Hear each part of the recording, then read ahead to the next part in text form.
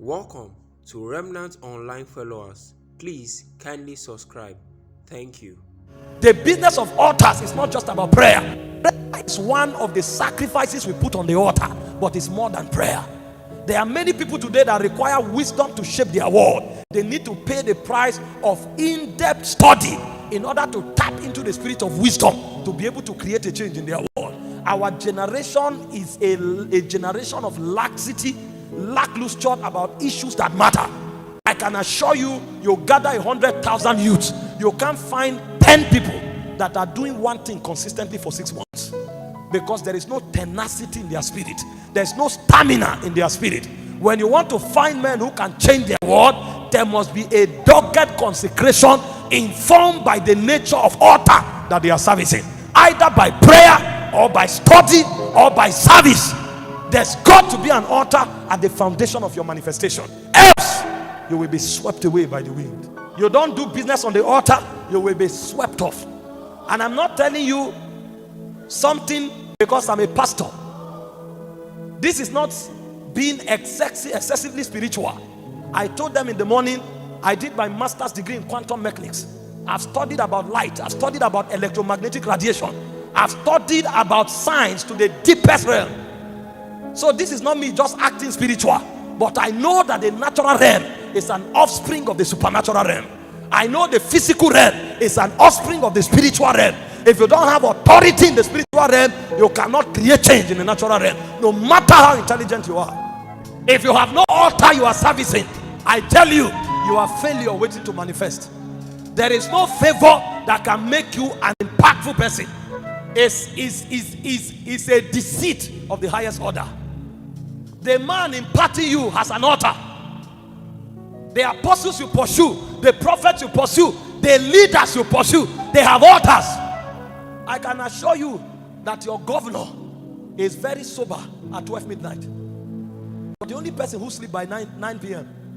because you think you can sleep and wake up anytime and you will make impact. You are joking. You are the only person who thinks you can wake up at any time and things will work out because you stood up and said, God will have mercy. You are joking. You have lazy people who are not committed to nothing, and they think they will wake up and change their world because an apostle poured oil on you. They will pour a drum of oil on you. You will go nowhere. You must be consecrated to something. There's an altar of reading. There's an altar of prayer. There's an altar of service. This is a generation where nobody wants to serve anybody. Everybody just wants to appear. Go where? In service you take root, so you live with an inheritance. You cannot commit to anything. You think you can change your world. Are you not? Won't you be shocked if the level and the careless life you are living now, you are suddenly enthroned? Won't you be shocked?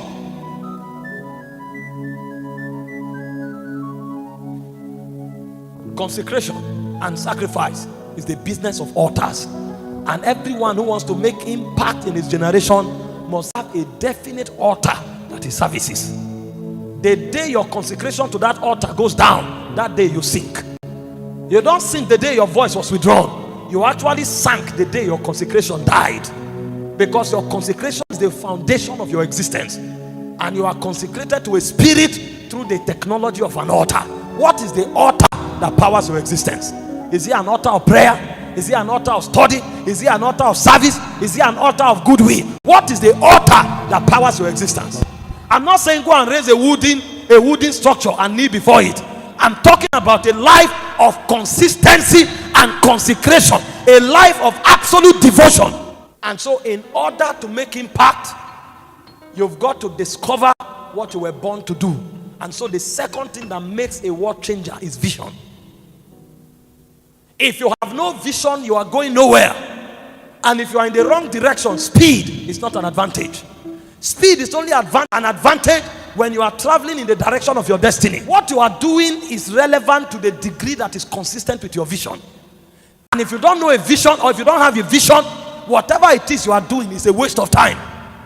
Because you may be called to be a preacher, meanwhile you spend 10 hours of your day learning how to do juggling. You are not a footballer. So that effort was wasted because it does not add to the right direction you are going to. So you must, of necessity, know exactly why you came here. In fact, you started living the day you knew your vision. You didn't start living the day you started breathing. You started living the day you knew your vision and you became committed to it. Your vision will inform the body that you carry. Moses was a prince for 40 years, but there was nothing written about his destiny. Exodus chapter 1 and 2 was supposed to be the story of Moses' life, but there was nothing to write because he had not gotten his vision. And so for 40 years, princesses will take him to the river and bathe him. He was wasting his life. He thought he was enjoying until vision came. And he said when he knew his vision, he no longer allowed himself to be called the son of Pharaoh's daughter. When he didn't know his vision, it was an honor to be called Pharaoh's daughter. Pharaoh's daughter's son. The day he knew his vision, that became demotion. And Moses, the Bible said, he chose rather to suffer affliction with the people of God because he had recompense for the reward. The reward is a recompense for your understanding of your vision and paying your price to fulfill it. There are too many people going nowhere and they are excited. If I stop this session now and I took a census here to find out exactly why these people were born, you will be shocked the percentage you will find. Because people have not gone to entreat God and say, Lord, why did I come here? 10 years ago, I was 15. Now I'm 25. And I still don't know why I'm here. Lord, where am I going to? May you not return to eternity. And they told you didn't pass through time. Number 3 is diligence. Please take this thing to heart. I teach young people about mysteries a lot. So usually when I come for a meeting, they want me to start opening things. If you don't know the foundation, the mystery will be a burden.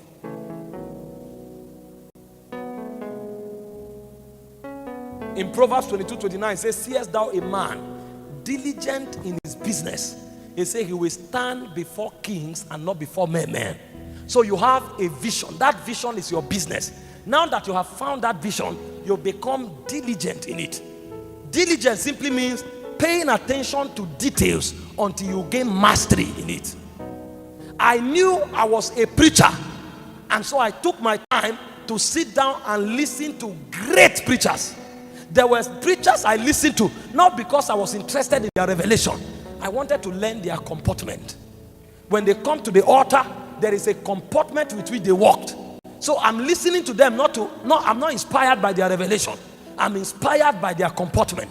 There are leaders I listen to just because I want to learn from their confidence.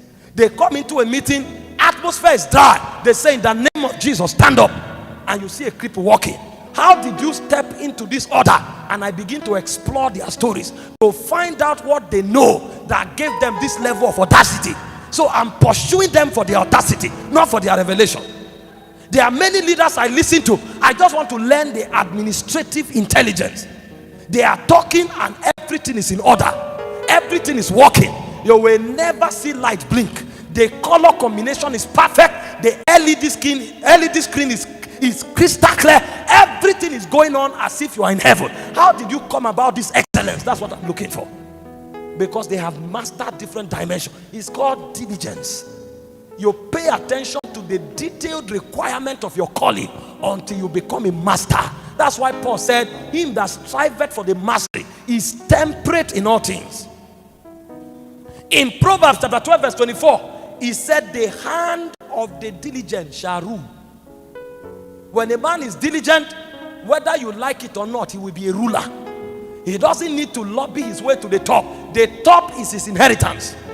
But when people lack diligence, the Bible said they will be ensnared. They will end up as slaves, seeking the mercy of others. The hand of the diligent shall rule. You want to rule in your generation? What is your vision?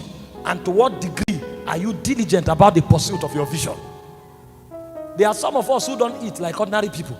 Not because we don't like food. We like food so well and we have favorite meals. But where we are going will not allow us to eat like ordinary people. And so week in, week out, we have fasted until we have forgotten if there is a fasting routine. Fasting has become our life because of where we are going. If I go back home, no matter how tired I am, I can't close my eyes until it's 2 a.m. I have, like Paul, beaten my body and brought it under subjection. Because I know leaders don't sleep at night, whether in light or in darkness. Even witches don't sleep. Because they know for you to rule, you must stay awake when others are sleeping. And while you are awake, you are adding value to yourself. I can finish preaching this night and I will still go and sit down and listen to a full sermon by Bishop David Oyedepo. I'm coming here to preach to you about what changes. I'm learning church growth from Bishop Oyedepo. What I'm preaching here, I didn't learn it yesterday. It's my life. I'm not studying what I'm teaching you. I'm studying something different.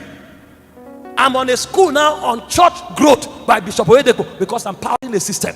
I've learned it before, but I'm on a refresher course. I'm listening to a message preached 5 years ago. I sit down, I'm taking notes. And as I'm taking notes, I go back to my structure. I tilt it here, tilt it there. I adjust it because at the end of the day, I must rule. I must win. I must prevail. And the way to do it is to be diligent.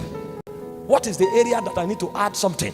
Where are the dots missing? Where are the T's not crossed? And then you are paying attention and you are doing it until you are gaining mastery. You are gaining mastery. A day comes, you operate it, it looks as if you caught it from heaven. No, you enter there through diligence. We are a generation that is careless about everything. Even God will not reward you until you are diligent. In Matthew 25:21, he said, well done, thou faithful servant. Because you have been diligent in little, he said, I will commit much to you. People are looking for promotion, whereas what they have, they are not diligent with it. He said, if you are not faithful with little, you will not be faithful in much. And if you can't be faithful in little, no one will give you much, because it will result in greater waste. Now all you have is a hunger. You can't tend it. You are waiting for God to give you authority to gather people in the stadium. To do what with them? You are not diligent with the little you have. You are a preacher. You don't have power. You don't have miracles yet. But even the preaching, you are going to preach. You can't sit down to study the scripture. You show up and you have preached one message for 4 years. You will go nowhere. You want to be a word changer?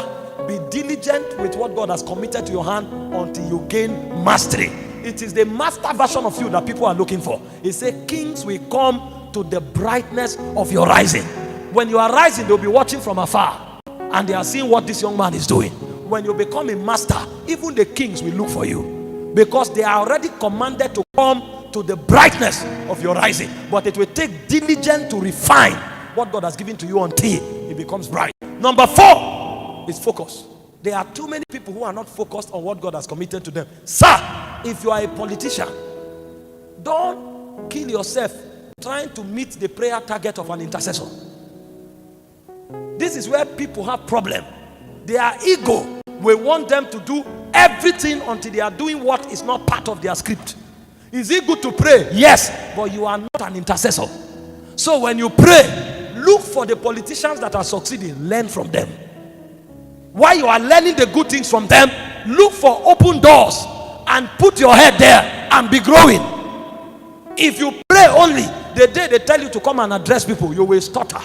Your prayer will be there, the anointing will be strong. You will stand, people will see you and fall down, but you will have nothing to say. And you will fail woefully in life. If you are a businessman, pray, but make sure you know how to buy and sell. Don't pray and assume angels will bring the goods to your soul. You will fail. What is it God has committed to you? Focus on it. Let that thing inform your priority. I am a pastor, sir. All my friends are pastors. I have many other people who are very good people, but I don't need them on my journey. I want to see somebody who is doing something that will provoke my spirit. I looked online this afternoon and I saw Dr. Pastor Paul Enenche in Cameroon for a crusade. The number of crutches he was holding, his hand couldn't even cycle it. I said, what is the meaning of this? Those are the things I see. And when I see it, I want to leave here quickly and go and pray.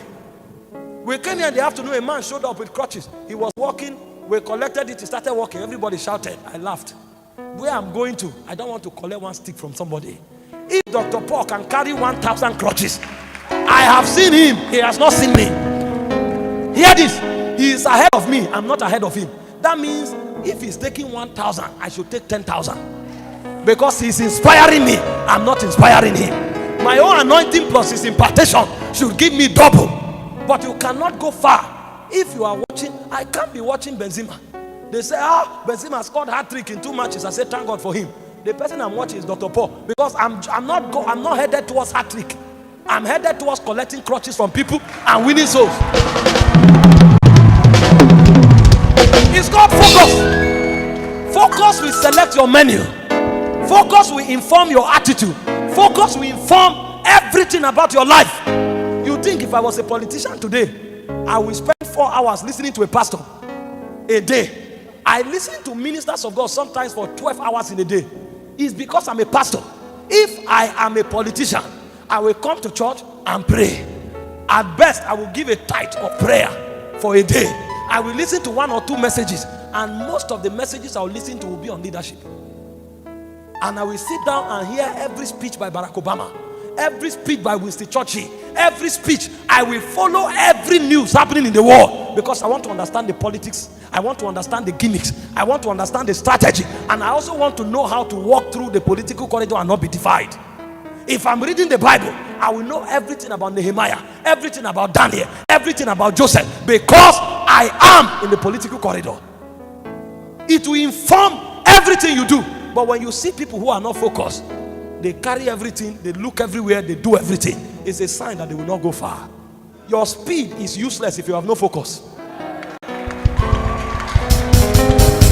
Your speed is relevant to the degree of your focus. That means your anointing is useless if you are not focused. Your talent is useless if you are not focused. In fact, your gift will become the reason for your distraction. Oh, people call me. Somebody called me the other day and said, we are acting a movie.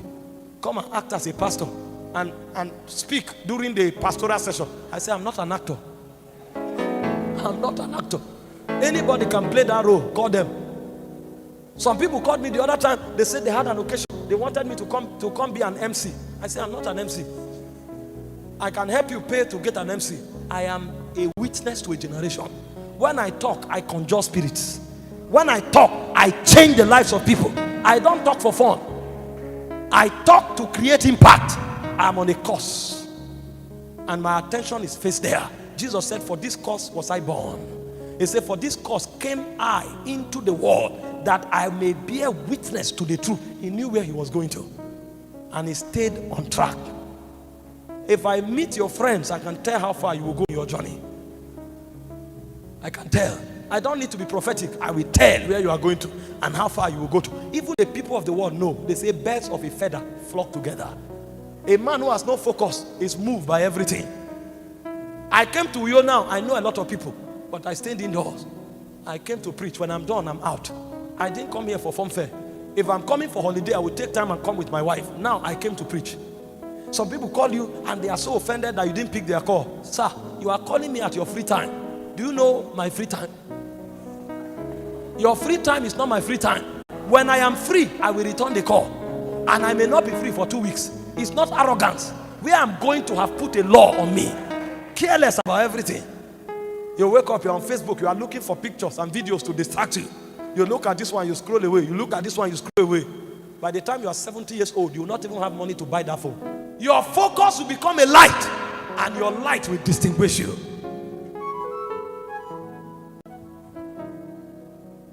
We are so blunt, and that's why we struggle with everything.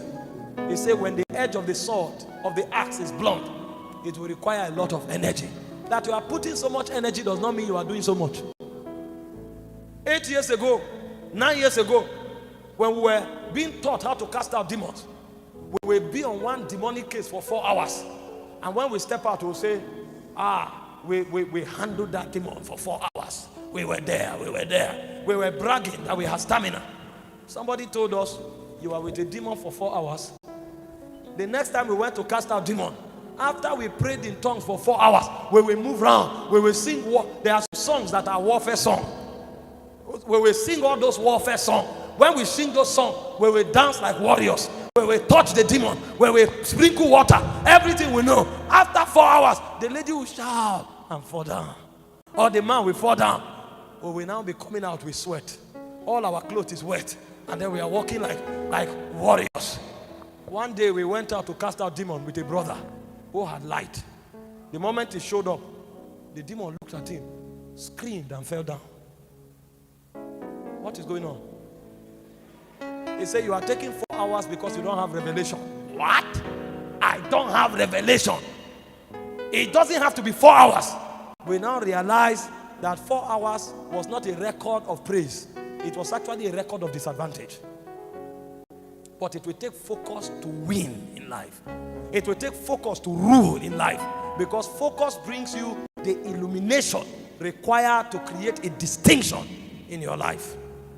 It's a price you must pay. And finally, for you to be a world changer, you must become a being of love. Our world is dying.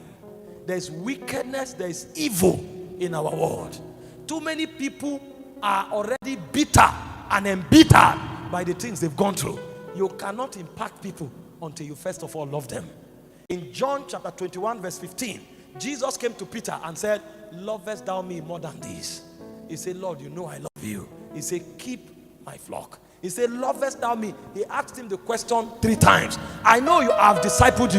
I know you are anointed. But the question I want to ask you is, can I trust you enough to hand people to you? Can I trust you enough to hand territories to you? The code is love. People pray for power. People pray for wonder. But their heart is full of bitterness.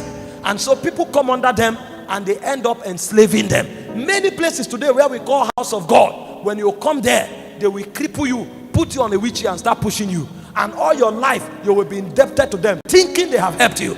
But you went there as a firebrand, you ended up a mediocre. Because they will kill your confidence, they will kill your giftings. When they know that you have completely become a mediocre, then they start helping you. And all your life, you'll be dependent on them. That generation that have been bound by witchcraft, a new order of deliverance is coming for them. You don't have love, you can't impact anybody. You don't have love, you can't affect your world. The Bible said in Hebrews chapter 11 verse 33, it spoke of the great men of faith. It said through faith they subdued kingdom. But we saw in Galatians 5:6 that those men were actually not functioning by faith. They were functioning by love. Because faith walketh by love. Many times the reason why we are looking for we never get is because our heart is evil. Watch a man today who is acting as if he's humble. When he's empowered, you'll be shocked. People come around him, they become worst version of themselves because they are only there to use people. There is darkness in the heart of people. A generation that is full of love must arise for God to be able to entrust us with the power to cause changes. Do you think it's hard for God to empower us? It cost God nothing. God picked Moses with a staff. He shut down Egypt. But Moses was tender at heart. The Bible called him the meekest of all men that lived. A point came, Moses was praying to God in Exodus 32. He said, if you will not forgive these people, he said, remove my name from your book of life. Moses was willing to be eternally condemned because of Israel. He had love for the people. God had promised Moses. He said, I will end this generation and I will start a new generation with you. Is that not a doorway to greatness? God himself gives you an offer that is going to destroy a whole generation and start a new generation with you. Moses said, no, far be it from you. How do you want the nations to hear that you delivered them from Egypt and destroyed them in the wilderness? What about your covenant to Abraham, Isaac, and Jacob? What kind of man is that? There is something greater than the ability to do signs and wonders. It's the heart of love. It's the heart of love.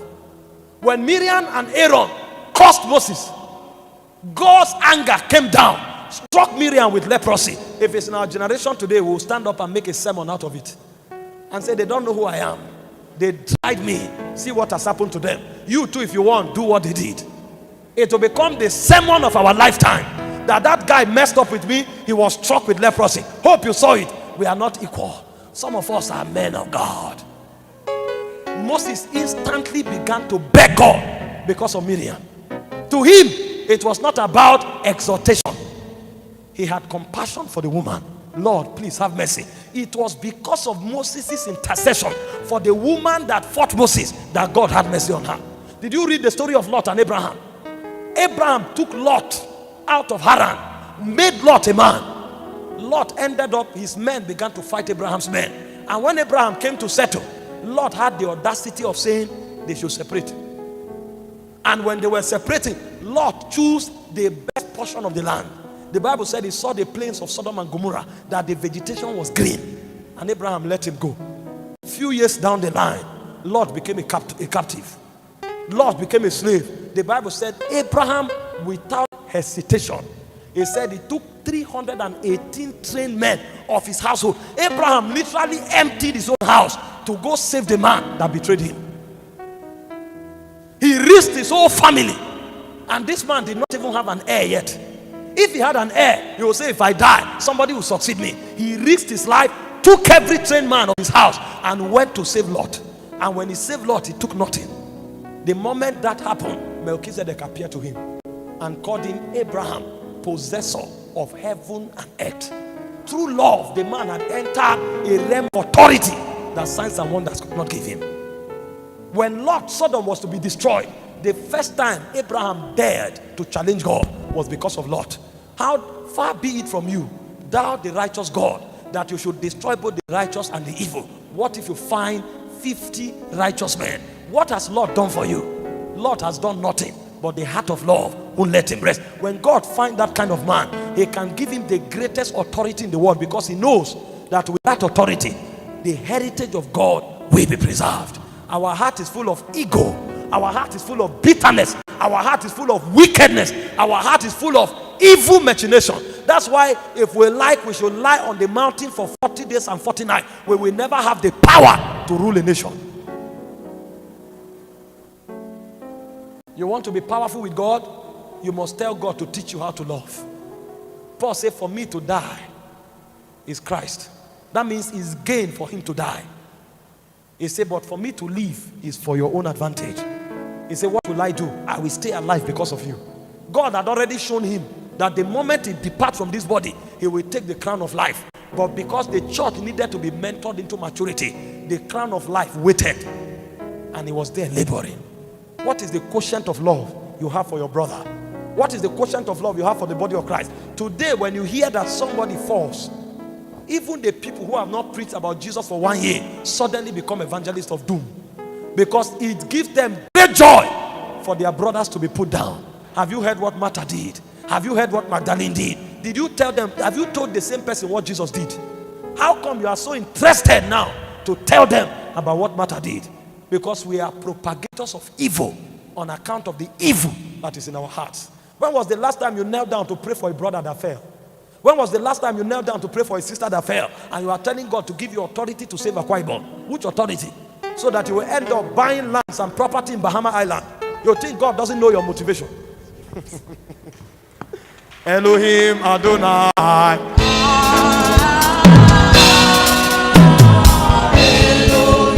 Elohim Adonai.